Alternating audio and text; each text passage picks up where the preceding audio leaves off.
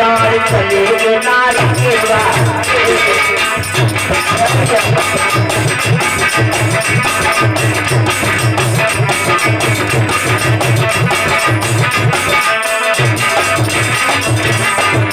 आए दशरथ के प्राण चले गे नारी के रास्ते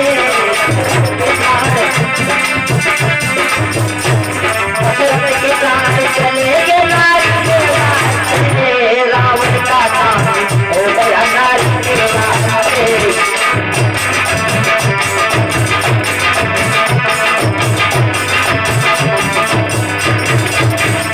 अरे रावण का नाश हो गया नारी के वास्ते रावण का नाश हो गया नारी के वास्ते हाई आला मुगल मरी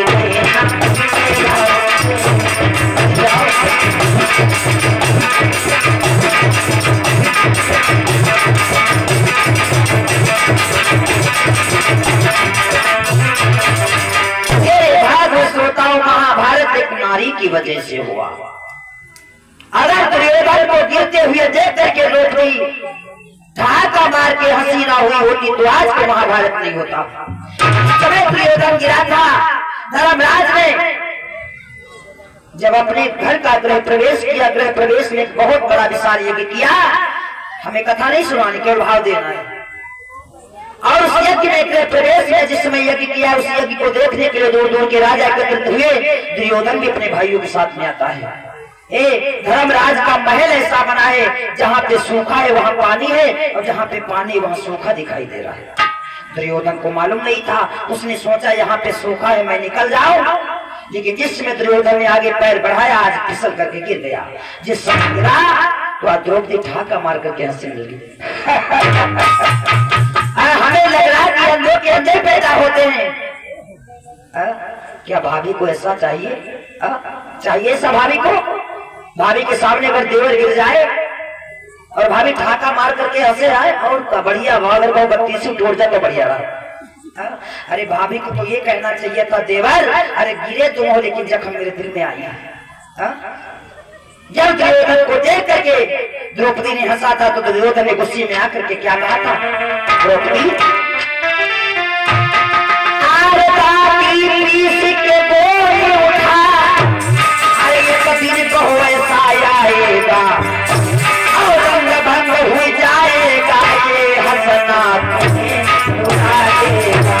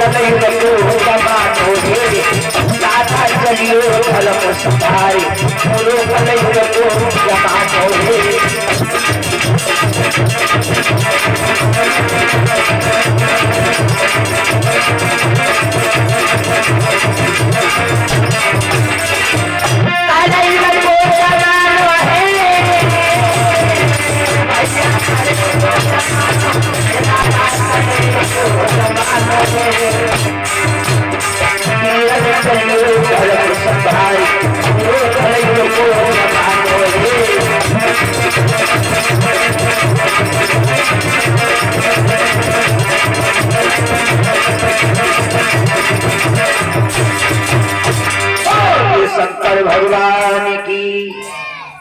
तभी आप लोग महाभारत सुन रहे थे। आओ, हमें ये कथा नहीं सुनानी है। आज तो भगवान योगी राज कृष्ण कन्हैया का जन्म होगा। इसीलिए कहते हैं अपने बड़े बूढ़ों का सम्मान करो, माता पिता के चरणों को स्पर्श करो, अपने माता पिता और बूढ़ों का मान सम्मान करो और उनकी बात मानो। क्योंकि अरे जिसने मानी वही कुछ बन गया, जिसने मानी वो बच गया, जिसने नहीं मानी वो पिस गया। अब वही चकियों में एक मानी होत रहा नहीं रहता। अब चकिया है नहीं वही वो कहूँ परी भैया कोने में, लेकिन उससे काम कोई नहीं लिया जाता। चकिया में एक मानी होती थी जो गेहूं मानी के पास में चला जाता था वो बच जाता था, जो पीर के पास में आ जाता था वो पिस जाता था। इसीलिए कहते हैं जिसने मानी वो बच गया और जिसने नहीं मानी वो पिस गया। एक छोटा सा उदाहरण है। एक लड़का था, एक बड़ा ही गरीब परिवार था। हम तो कहते परमात्मा अगर किसी को जिंदगी देना मगर कभी किसी को गरीबी मत देना।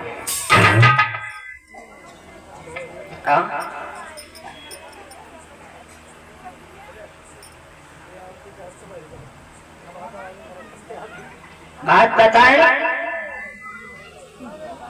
गरीब परिवार का एक लड़का जो बड़ा ही गरीब, अगर एक दिन घर में चूल्हे में आग चली जाती है तो 4-5 दिन हो जाते घर में भोजन नहीं बनता है।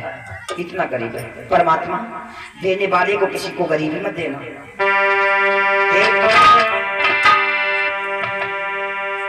बाबा आधार जी की लाइन गाया करते हैं क्या? अरे टोटा किसी के काम ना आइयो, सबसे बुरा है टोटा।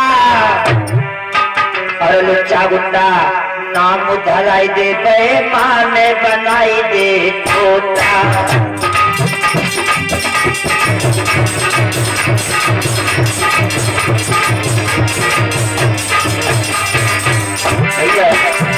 अरे टोटा किसी के काम न आइयो, अरे सबसे बुरा है टोटा। अरे लुच्चा गुंडा नाम धराई दे, बेईमान बनाई दे टोटा टोटा टोटा।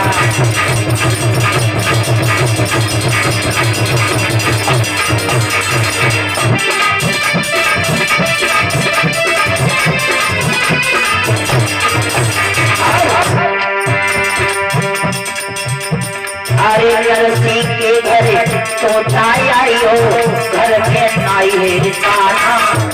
आपने भक्त नरसिंह का नाम सुना होगा। अपनी बेटी रामा का विवाह करने के लिए आया, दहेज में सब कुछ दे दिया। घर में गरीबी आ गई भैया।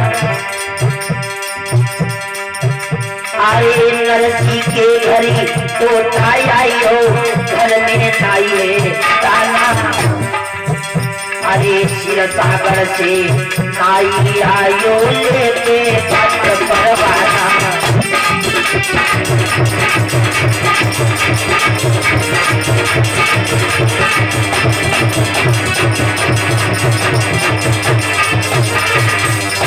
अरे ओरे हरिओम ठोकाए तो पागल तेरो कलम है। हाई लुच्चा गुंडा नाम धराई दे, बेईमान बनाई दे टोटा।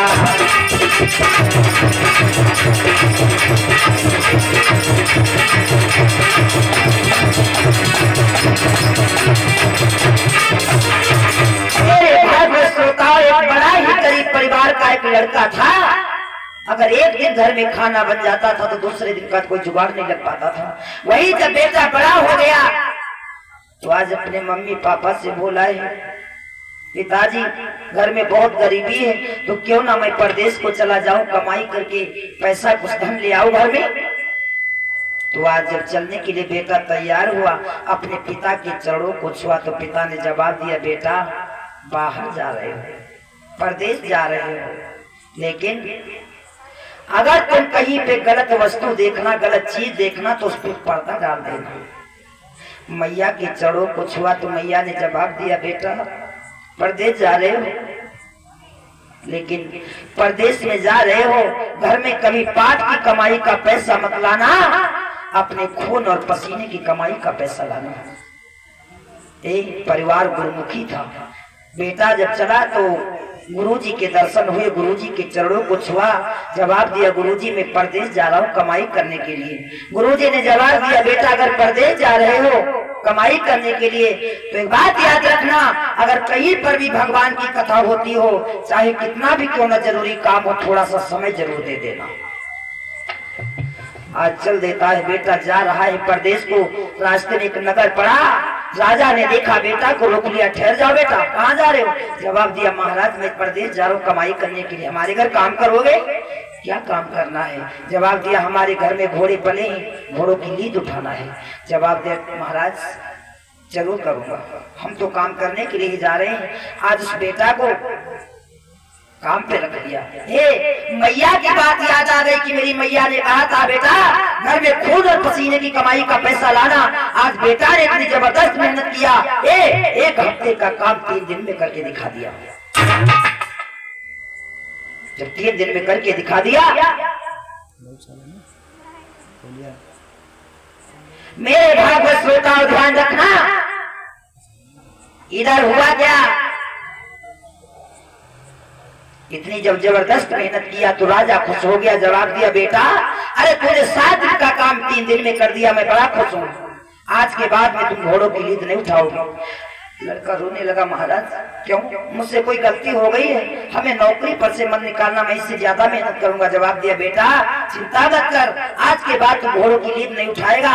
आज के बाद मैं तुझे गार्ड की नौकरी दे रहा हूँ। किसकी? गार्ड की। मैया की बात मानी तो आज बेटा कहाँ घोड़ों की लीद उठाने वाला, आज गार्ड बन गया। और राजा ने एक साफा दे दिया, उस साफे पे अपने मोहर लगा दिया, लो बेटा ईमानदारी के साथ में नौकरी करना। धीरे धीरे समय व्यतीत होता चला गया। एक दिन का जिक्र है, राजा शिकार करने के लिए चला गया। तब तक उस बेटा की नजर पड़ी क्या कि जो राजा का मंत्री है, क्या देखा उस लड़के ने कि राजा का जो मंत्री है वो रानी की जो सेज लगी उस सेज पे जा रहा है। तो बेटा को अपने पिता की बात याद आ गई। मेरे पिता ने कहा था अगर कोई गलत वस्तु देखना तो पर्दा डाल देना। आज बेटा ने क्या किया, वही साफा जो राजा ने दिया था ले जाकर के आज मंत्री के ऊपर उड़ा दिया। अब तो रानी घबरा गई, अब तो ये महाराज से कह देगा फांसी हो जाएगी। मंत्री ने जवाब दिया अब क्या होगा? जवाब दिया कोई बात नहीं। आज रानी ने त्रियाचरित रच दिया। जवाब दिया इसकी निशानी तो मेरे पास में, इसमें राजा की मोहर लगी, आ जाने दो मेरे स्वामी को। जब आए महाराज सारी कथा सुनाई, तुमने कैसे ऐसे नौकर को रखा है जो वो मेरे सेज पे आने की जरूरत कर रहा है। जवाब दिया रानी ऐसा नहीं हो सकता है, गार्ड जो है मेरा ईमानदार है। जवाब दिया तुम्हें विश्वास नहीं है? ये देखो ये साफा किसका है? जिस समय राजा ने साफा देखा दिमाग खराब हो गया, क्या किया जाए? रानी ने जवाब दिया उसका सर कलम करवा दो। ठीक है।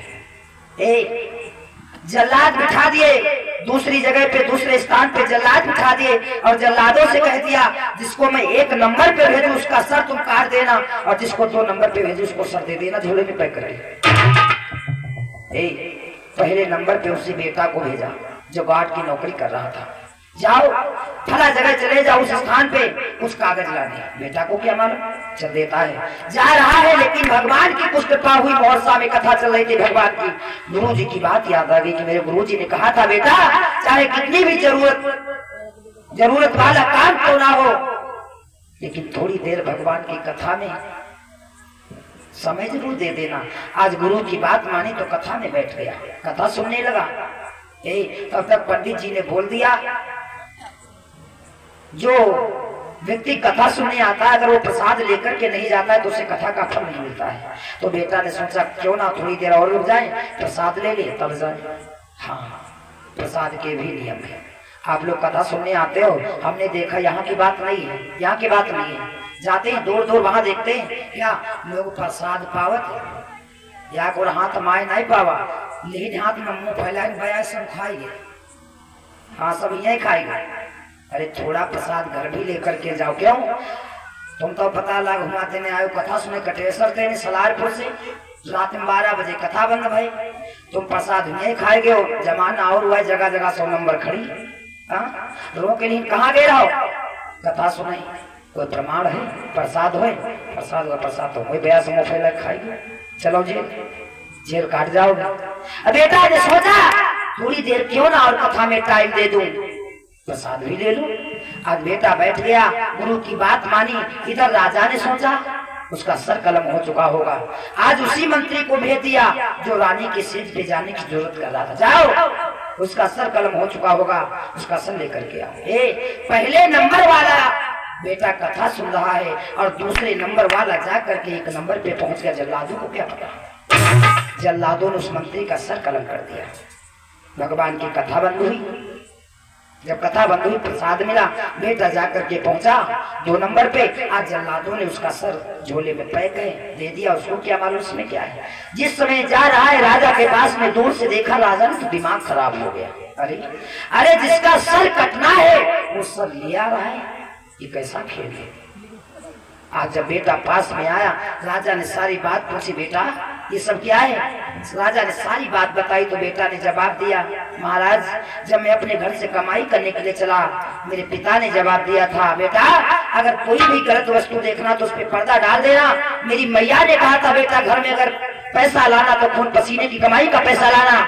और मेरे गुरु ने कहा था बेटा चाहे कितना भी जरूरी काम क्यों ना हो, थोड़ी देर अगर कहीं पे भगवान की कथा हो रही तो कथा जरूर सुन लेना। महाराज हमारी इसमें कोई गलती नहीं है, तुम्हारा जो मंत्री था वो रानी के सेज पे जाने की जरूरत कर रहा था, मुझे मेरे पिता की बात याद आई तो मैंने उस पर पर्दा डाल दिया। आज राजा ने बड़ा प्रसन्न हुआ। राजा क्या किया, आज राजा ने उस बेटा को आधा रात पर दे दिया। बोलिए शंकर भगवान की। जिसने मानी वो बच गया और जिसने नहीं मानी वो पिस गया। आओ चलते हैं कथा की तरफ।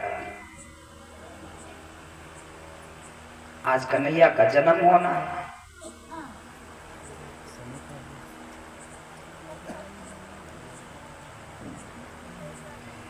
ध्यान रखना है मेरे हम उम्र दोस्तों।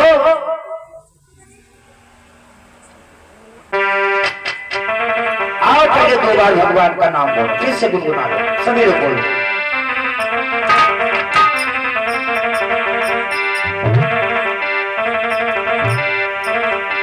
सभी लोग बोलेंगे, अरे काली कमली वाला मेरा यार है। ताली बजाना सभी लोग। काली कमली वाला मेरा यार है, मेरे मन का मोहन तो दिलदार है।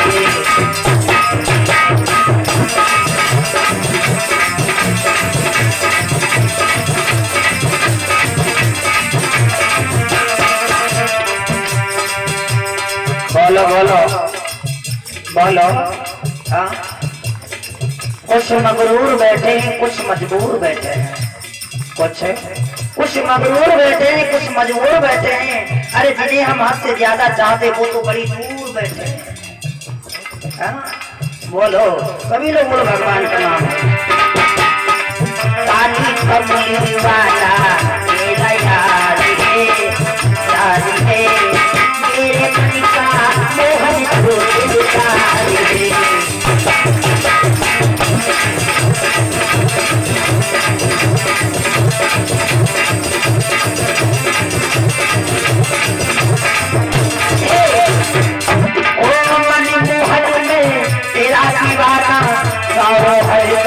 यही सगाना हर दम यही सगाना।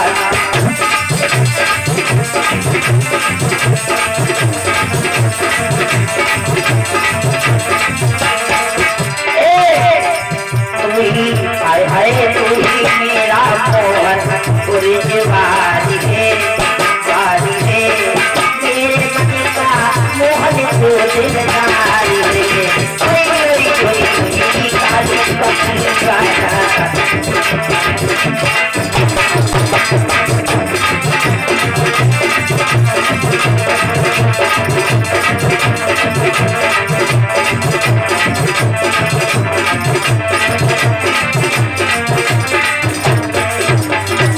हरि गोविंद भगवान